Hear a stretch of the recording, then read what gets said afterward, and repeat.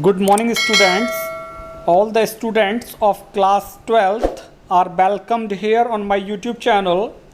Today we are going to have a discussion on the 7th chapter of your book Flamingo. Before this, I have uploaded 6th chapter from your book, and this is the 7th. Those person who haven't subscribed me, I would like to request them, first of all, subscribe my channel, then all the lessons or all the poems of this Flamingo, they will be in their hands.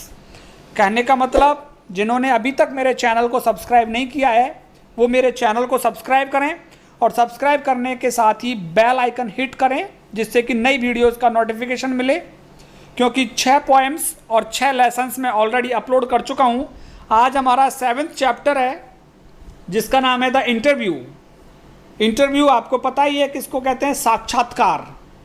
किसी से साक्षात्कार लेना, जैसे कि कोई news reporter है हमारा, जैसे अंजना ओम कश्यप आज तक की न्यूज़ रिपोर्टर, और वो हमारे प्रधानमंत्री माननीय नरेंद्र मोदी जी का इंटरव्यू लेती हैं। तो वो इंटरव्यू जो लेने वाले हैं अंजना ओम कश्यप, वो तो है इंटरव्यूअर, इंटरव्यू लेने वाली। और जो इंटरव्यू देंगे नरेंद्र मोदी जी प्रधानमंत्री, वो कौन है? इंटरव्यूई, इंटरव्यू देने वाले। तो इंटरव्यू के ऊपर ये हमारा लेसन है कि इंटरव्यू के बारे में लोगों की राय क्या है, अलग अलग राइटर्स क्या क्या अपने विचार रखते हैं, किनको इंटरव्यू पसंद है, किनको इंटरव्यू पसंद नहीं है। यही कुछ यहाँ पे क्रिस्टोफर सिल्वेस्टर जो इसके राइटर हैं इन्होंने लिखा है। चलिए पढ़ते हैं पहले क्रिस्टोफर सिल्वेस्टर के बारे में।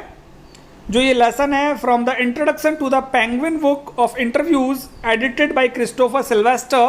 क्रिस्टोफर सिल्वेस्टर ने बुक एडिटेड की है, संपादित की है, जिस बुक का नाम है introduction to the Penguin book of interviews. तो इस बुक में से ये लेसन लिया गया है, the interview. About the author हम पढ़ लेते हैं। क्रिस्टोफर सिल्वेस्टर 1959 में इनका जन्म हुआ। Was a student of history at Peterhouse Cambridge.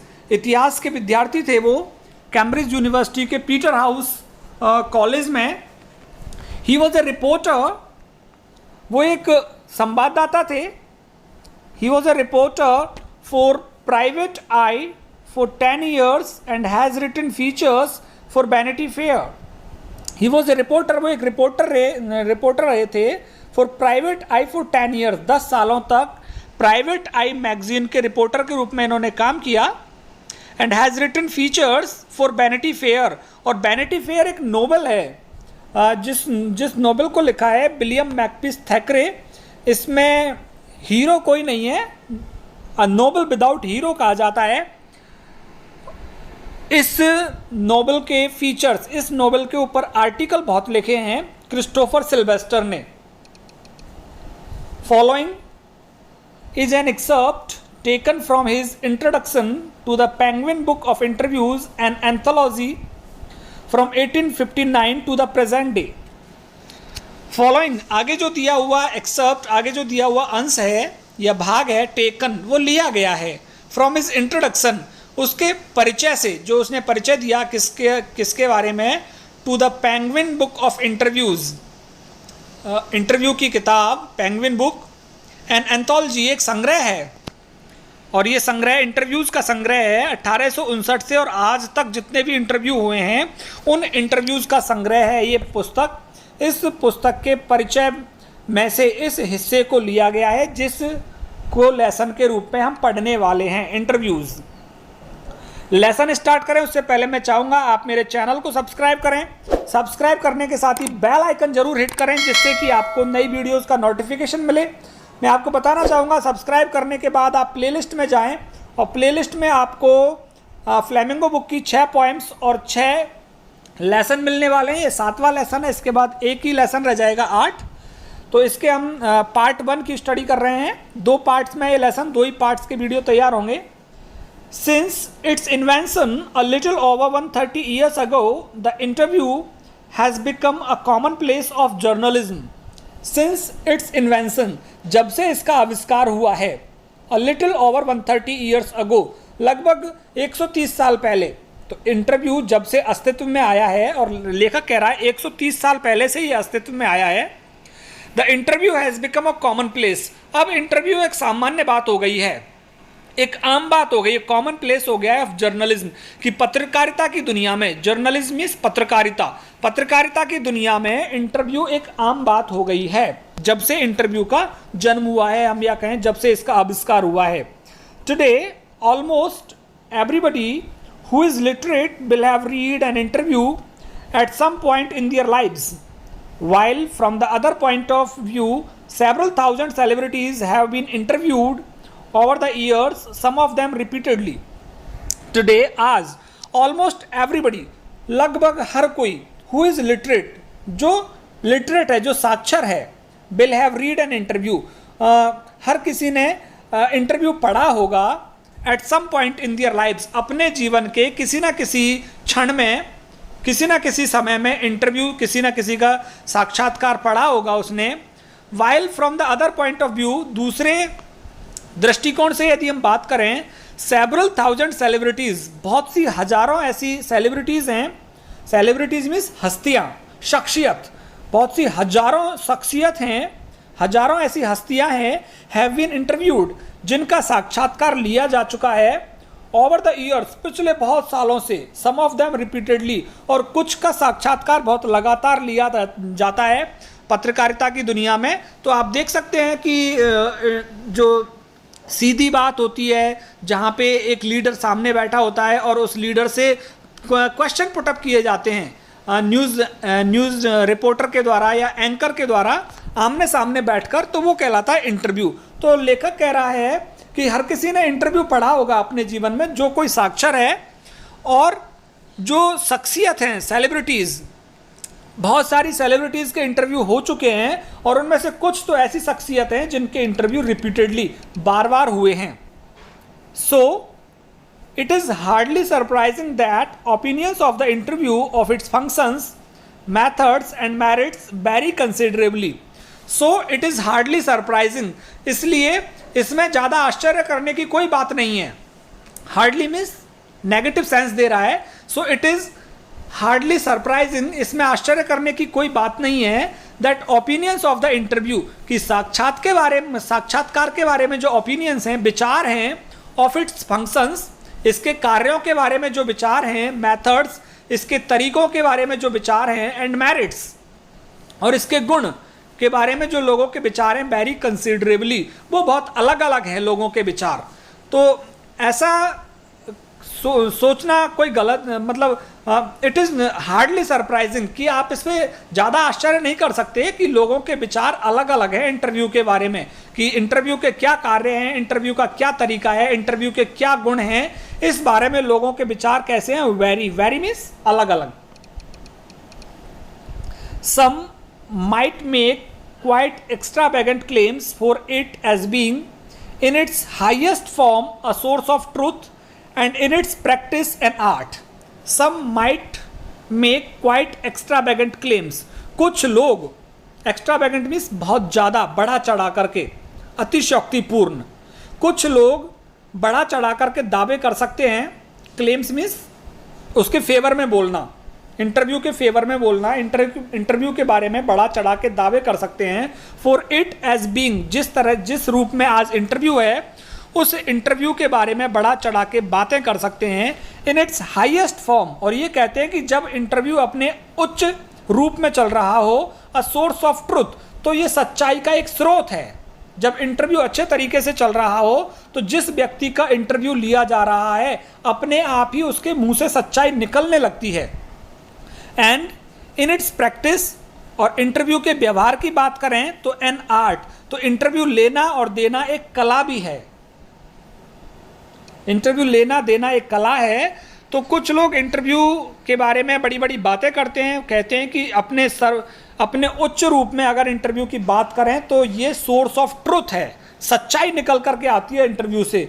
और व्यवहार में यदि बात करें तो इंटरव्यू लेना और देना क्या एक कला है।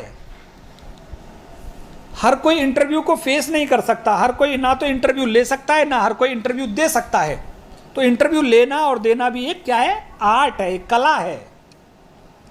Others Usually celebrities who see themselves as its victims might despise the interview as an unwarranted intrusion into their lives or feel that it somehow diminishes them, just as in some primitive cultures it is believed that if one takes a photographic portrait of somebody, then one is stealing that person's soul. Others, usually celebrities, दूसरे सामान्यतः हस्तियों की बात करें, who see themselves, जो अपने आप को पाते हैं as its victims, इसको इंटरव्यू का शिकार पाते हैं अपने आप को, कि वो इंटरव्यू के शिकार हो जाते हैं। जो अच्छी तरह से इंटरव्यू फेस नहीं कर पाते, जो सेलिब्रिटीज़ हैं, वो अपने आप को इंटरव्यू का शिकार समझती हैं। माइट डिस्पाइज, वो इंटरव्यू से घृणा कर सकती हैं। माइट डिस्पाइज द इंटरव्यू से वो घृणा करती हैं। एज एन अनवारंटेड इंट्रूजन, उनको ऐसा लगता है कि ये एक अनवारंटेड मीन्स गलत तरीके का, इलीगल, अनैतिक, इमोरल, अनवारंटेड मीन्स अनैतिक, गलत तरीके का, इंट्रूजन मीन्स दखलंदाजी, हस्तक्षेप, कि ये इंटरव्यू जो है ना गलत तरीके का एक हस्तक्षेप है इनटू देयर लाइव्स, उनके जीवन में। तो कुछ जो शख्सियत हैं, हस्तियां हैं, वो इंटरव्यू को क्या मानती हैं? Unwarranted intrusion. Unwarranted intrusion means अनैतिक हस्तक्षेप समझती हैं उसको, इंटरव्यू को, इनटू देयर लाइव्स, अपने जीवन में। और फील, और ये जो हस्तियां हैं महसूस करती हैं दैट इट समहाउ डिमिनिसेस देम, कि ये इंटरव्यू किसी ना किसी तरीके से उनको डिमिनिसेस मीन्स कम करना, उनके महत्व को कम कर देता है, व्यक्ति के महत्व को कम कर देता है। जस्ट एज, जैसे कि इन सम प्रिमिटिव कल्चर्स, कि जिस तरह से पुरानी संस्कृति में, प्रिमिटिव कल्चर्स में, just in some primitive cultures it is believed, पुरानी संस्कृति में ये सोचा जाता था, ये विश्वास किया जाता है that if one takes a photographic portrait of somebody, कि यदि कोई किसी का फोटो ले लेता है, फोटो खींच लेता है, then one is stealing that one's person soul, तो वो व्यक्ति उस व्यक्ति की आत्मा को चुरा लेता है। तो जिस तरह से एक पुरानी सोच है कि कोई व्यक्ति किसी का फोटो ले लेता है दूसरे व्यक्ति का, तो ऐसे मानो जैसे कि उसने उसकी आत्मा को चुरा लिया हो। तो ऐसा लगता है उन शख्सियत को, हस्तियों को, कुछ हस्तियों को, कि इंटरव्यू जो है एक अनैतिक दखलंदाजी है, और अनैतिक दखलंदाजी के साथ साथ वो उनके महत्व को कम कर देता है। जैसे कि मानो पुराने समय में ये कहा जाता है कि फोटो लेकर के उस सामने वाले व्यक्ति की आत्मा को चुरा लिया हो।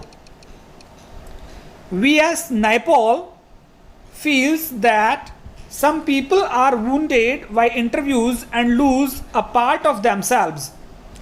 V.S. Naipaul कौन है मैं आपको बता दूं, इनका पूरा नाम है विद्याधर सूरज प्रसाद नाइपॉल।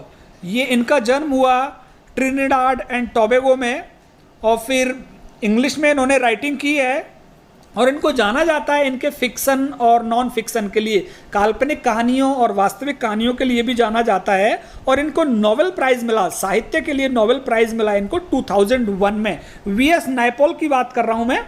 V.S. नाइपॉल, मैंने बताया Vidyadhar Suraj Prasad Naipaul, Trinidad and Tobago में इनका जन्म हुआ, और नोबेल प्राइज़ मिला है इनको 2001 में इनके फिक्शंस और नॉन फिक्शंस के लिए। तो वो बताते हैं, V.S. नाइपॉल क्या बताते हैं इंटरव्यू के बारे में? Feels that some people are wounded by interviews, कि कुछ लोग इंटरव्यू का शिकार हो जाते हैं। वुंडेड, चोट पहुंचा देता है इंटरव्यू, घाव दे देता है इंटरव्यू कुछ लोगों को। And lose a part of themselves, और ऐसे होने से वो अपने हिस्से का, अपने जीवन का, या कुछ ना कुछ क्षति ऐसे व्यक्तियों को हो जाती है। लूज मीन्स खो देते हैं, ए पार्ट ऑफ देमसेल्व्स, अपने आप में से कुछ हिस्से को वो लोग खो देते हैं। तो V.S. नाइपॉल का ये विचार है कि जो इंटरव्यू है ना, ये वुंडेड, चोट पहुंचाता है लोगों से। जब इंटरव्यू लिया जाता है तो वुंडेड, उनको घायल कर देता है।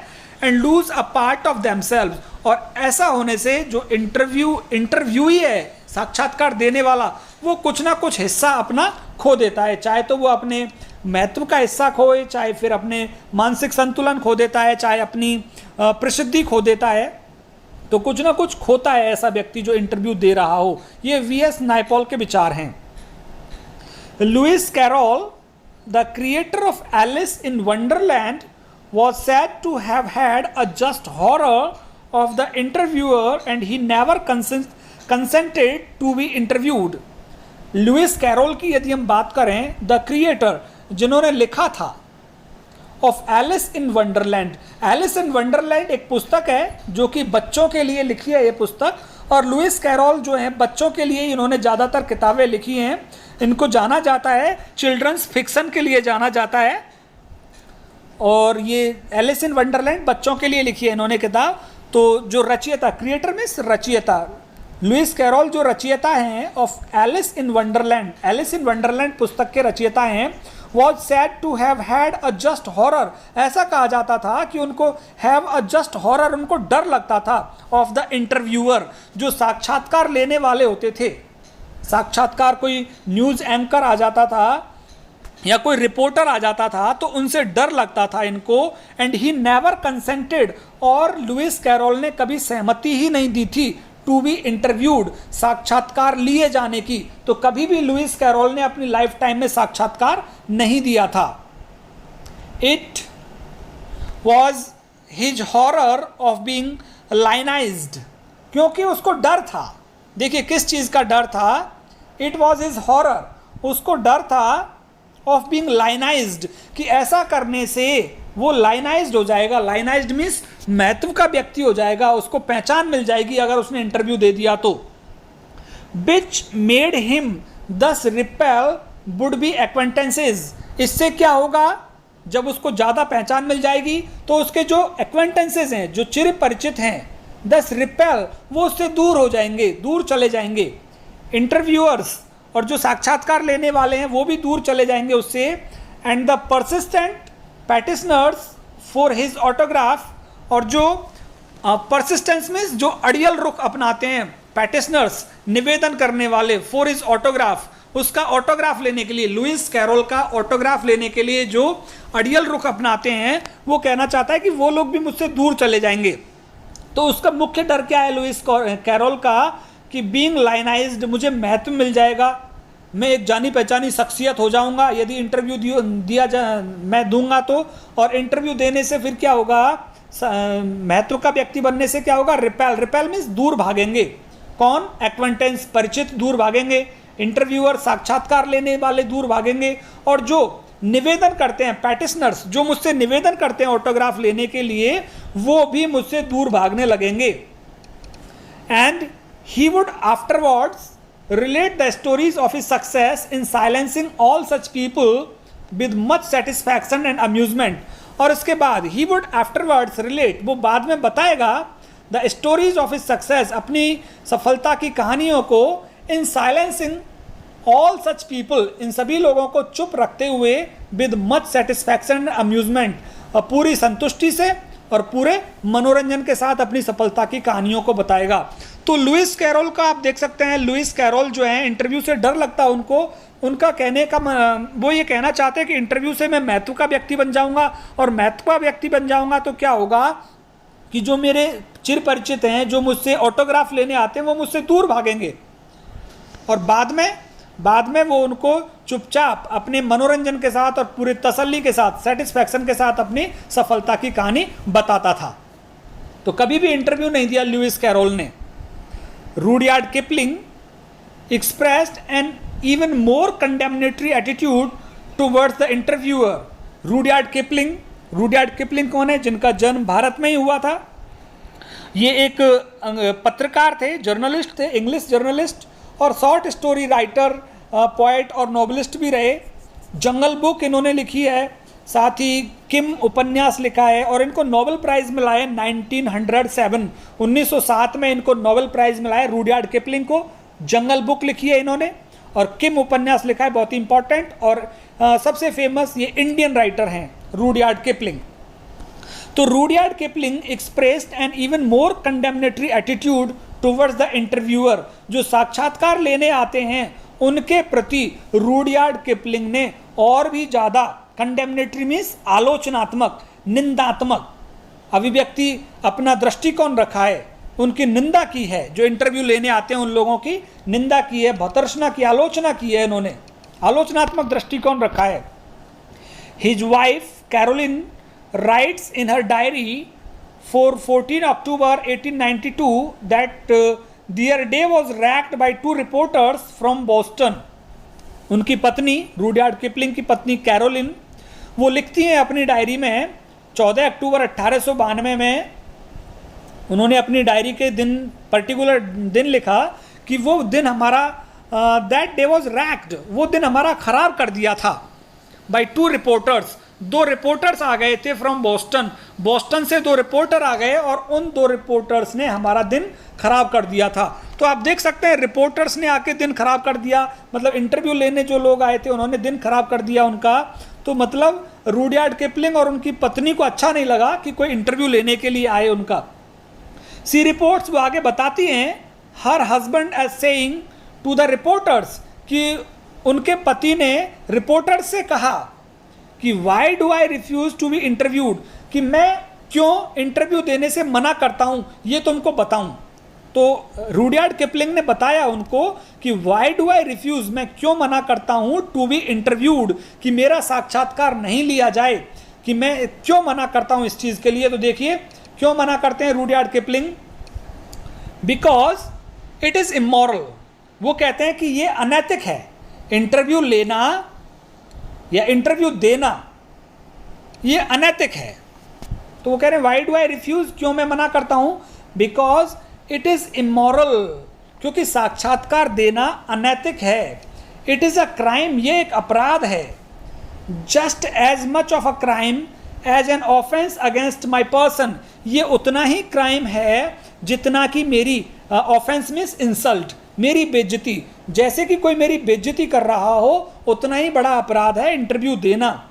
एज एन असॉल्ट, ये एक तरह से आक्रमण है मेरे ऊपर। And just as much merits punishment, और ये जिस तरह से दंड योग्य होता है तो ये दंड योग्य है। तो वो कह रहा है कि ये एक मेरे ऊपर आक्रमण है ये, और ये दंड, जिस तरह से दंड योग्य होती है कोई चीज़ उस तरह से इंटरव्यू देना भी दंड योग्य है। तो यहाँ पे रूडयार्ड किपलिंग के हमने विचार जाने। रूडयार्ड किपलिंग कह रहे हैं कि ये एक इमोरल है, क्राइम है ये, और ये बेइज्जती है मेरी, और ये दंड के योग्य है, मेरे ऊपर आक्रमण है। लुइस कैरोल तो डरते ही थे इंटरव्यू से, इंटरव्यू ही नहीं दिया उन्होंने। और आगे देखिए क्या क्या क्या कहा इन्होंने रूडयार्ड किपलिंग ने, it is cowardly and wild, कि ये कायरतापूर्ण कार्य है ये इंटरव्यू लेना एंड देना। एंड वाइल मीन्स ये एक छल है, कपट है ये इंटरव्यू। और देखिए बहुत इंपॉर्टेंट बात कही है उन्होंने, no respectable man would ask it, कि कोई भी सम्मानीय व्यक्ति पहली बात तो इंटरव्यू लेगा ही नहीं। कोई इंटरव्यूअर कि जो सम्मानीय व्यक्ति होगा वो इंटरव्यूअर हो ही नहीं सकता। तो कोई सम्मानीय व्यक्ति इंटरव्यू लेगा ही नहीं, मच लेस गिव इट, और ऐसे ही कोई सम्मान्य व्यक्ति इंटरव्यू देगा नहीं, मच लेस। तो ना तो कोई सम्मान्य व्यक्ति इंटरव्यू लेता है रूडयार्ड किपलिंग की नज़र में, और ना ही कोई इंटरव्यू देता है। यट, लेकिन फिर भी Kipling had himself perpetrated such an assault on Mark Twain only a few years before, लेकिन किपलिंग ने ही हैड हिमसेल्फ परपिट्रेटेड, ऐसा किया था। Perpetrated means he did it, उसने इंटरव्यू लिया। सच एन असॉल्ट, इस तरह का आक्रमण किया उन्होंने on Mark Twain. Mark Twain एक दूसरे इंग्लिश राइटर हैं, इन मार्क ट्वेन का इंटरव्यू लिया only a few years before, कुछ साल पहले ही, कि जब उन्होंने प्रकट किए इंटरव्यू के बारे में विचार, तो उस विचार प्रकट करने के कुछ दिन बाद ही उन्होंने इंटरव्यू ले लिया मार्क ट्वेन का। वैसे तो उन्होंने कहा था कि कोई सम्मान्य व्यक्ति इंटरव्यू ना तो लेता है ना देता है, लेकिन फिर भी किपलिंग ने इंटरव्यू लिया था। H.G. Wells in an interview in 1894 referred to the interviewing ordeal, but was a fairly frequent interviewee, and 40 years later found himself interviewing Joseph Stalin. H.G. Wells, जिनका पूरा नाम है हर्बर्ट जॉर्ज बेल्स, जो कि जाने जाते हैं साइंस फिक्शंस के लिए जाने जाते हैं। इन एन इंटरव्यू इन 1894, इन्होंने एक साक्षात्कार 1894 में इनका साक्षात्कार हुआ। रेफर्ड, तो उन्होंने उस साक्षात्कार में बताया टू द इंटरव्यूइंग ऑडियल, कि साक्षात्कार के दौरान जो कठिनाइयाँ होती हैं साक्षात्कार के दौरान जवाब देते हुए जो ऑडियल मीन्स कठिनाई, जो कठिनाइयाँ होती हैं उन कठिनाइयों के बारे में बताया। But was a fairly frequent interviewee, लेकिन उन्होंने बार बार अच्छे तरीके से फेयरली फ्रीक्वेंट इंटरव्यूई जो साक्षात्कार देता है उसको कहते हैं इंटरव्यूई। जैसे कि प्रधानमंत्री नरेंद्र मोदी जी हो गए इंटरव्यूई और अंजना ओम कश्यप हो गई इंटरव्यूअर।